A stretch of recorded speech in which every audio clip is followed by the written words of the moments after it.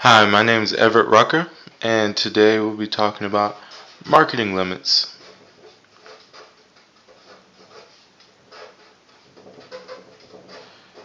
And first up, of course, is going to be price ceiling. And basically what price ceiling is that, of course, you have your set equilibrium price, but the government actually regulates its own price to get away from the equilibrium price for whatever reason. Usually this is to help the consumers, actually. So I'm going to draw my graph, and I have supply, demand, this is a quantity, this is a price. And so this is, right here is my equilibrium price. Let's just say this is $7. The government can actually artificially make the price down to whatever it wants to say. This is $4.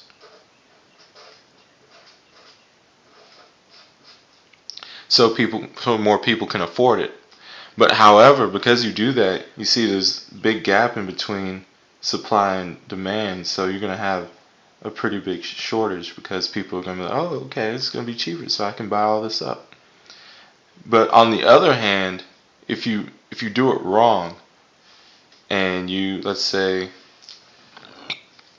for whatever reason, make another graph here.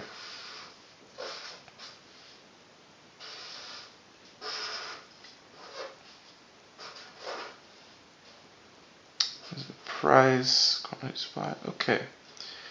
And this is your price again, $7. And say the price ceiling is up here at $10. That does nothing. The equilibrium price is down here. It's below it, so it doesn't matter what happens up here because up here isn't relevant. It's not the equilibrium price, so it's not going to affect anything. If you want to change the price for people, you want to do it below the equilibrium line. Okay? And so next we're going to go to a place where price ceiling matters. In the 1970s, during the gas crisis, that they had government fix the price ceiling actually on gas so that people could afford to buy gas.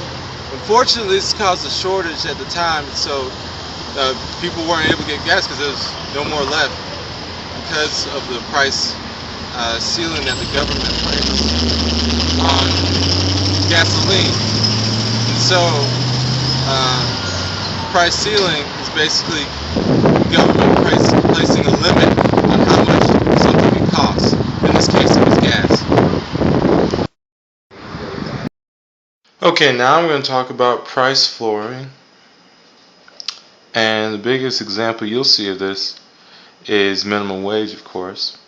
Let's say it's generally used more for a producer standpoint, so for them to make a living.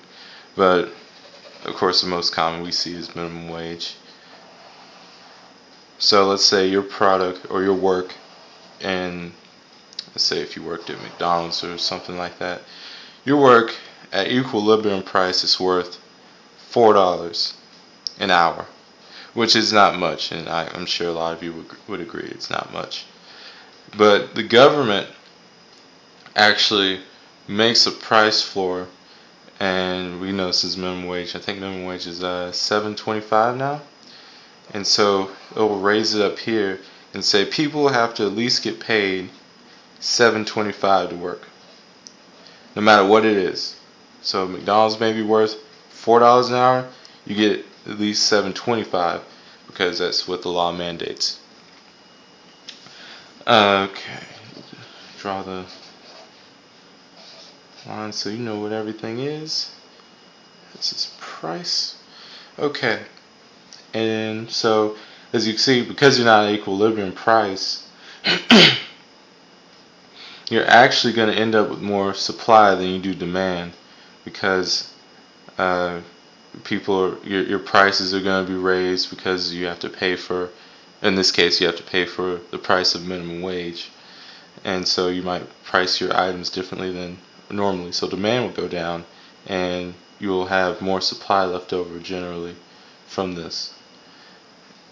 So that is how minimum wage usually works. And also, on the other hand, just like with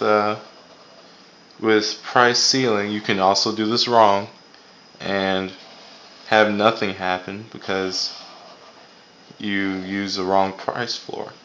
And so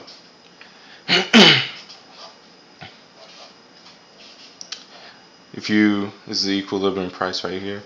If you make your price floor below equilibrium price, then you didn't do anything, because what you're saying is when you make a price floor is this person has to be paid at least this much, everything up here has to be paid at least this much to have a job and to work at a job. And so you're saying all this area is good, but if equilibrium price is right here, you're better off with equilibrium price than working down here. So you're better off, if this was $4 an hour, you're better off with that 4 than you are at like $1 an hour.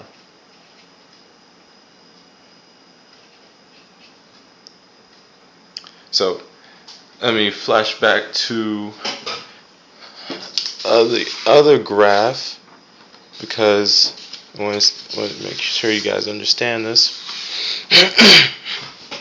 Have them side by side. Okay, this is the complete opposite of this, which is price ceiling.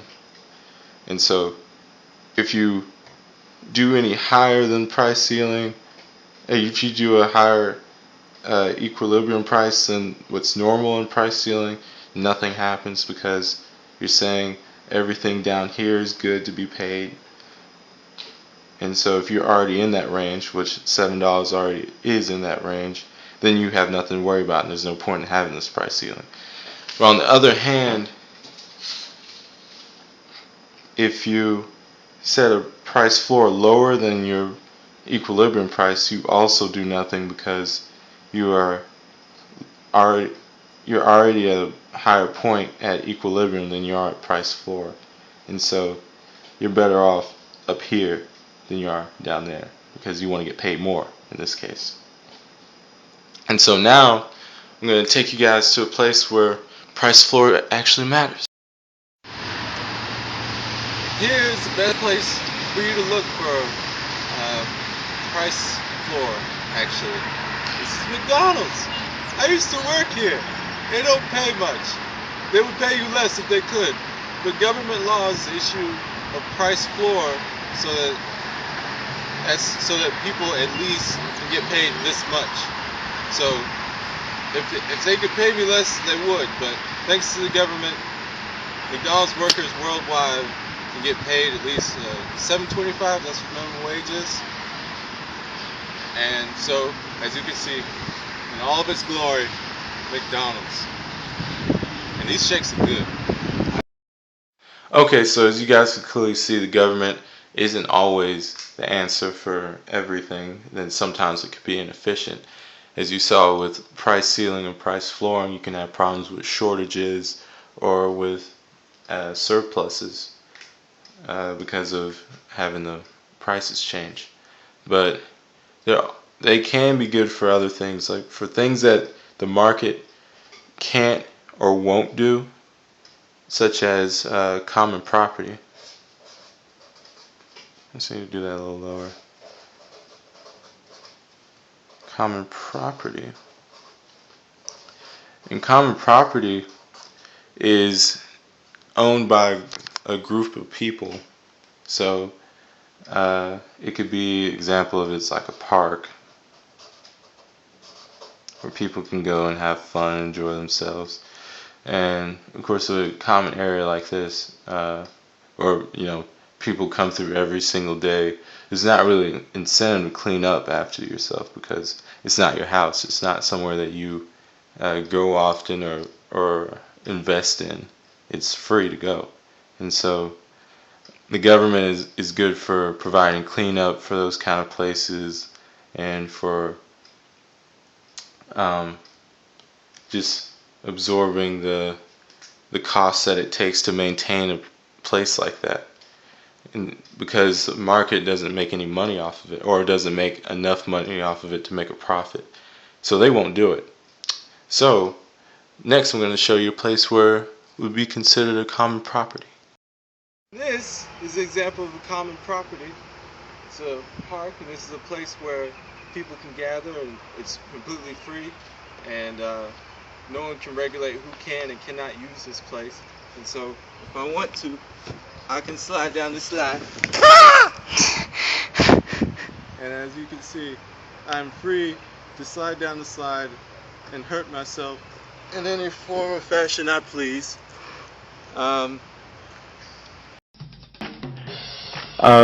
Right now I want to talk to you guys about public goods, and as you can see here, this is the Mr. Rogers TV show on PBS station, and it qualifies as a public good specifically because nobody can exclude the user from the programming just because you don't have to pay for it and it's free, and there's no membership or anything else to prevent people from watching it. You just need a TV. And also, it utilizes joint consumption. So what that means is one person watching the program doesn't affect someone else who's not watching it, and vice versa. So it doesn't matter if you want to watch it or not, it'll still be around for people to watch. And it's left up to the public sector to do. And so that's it for the video today. Thank you for watching, and enjoy the breakdancing.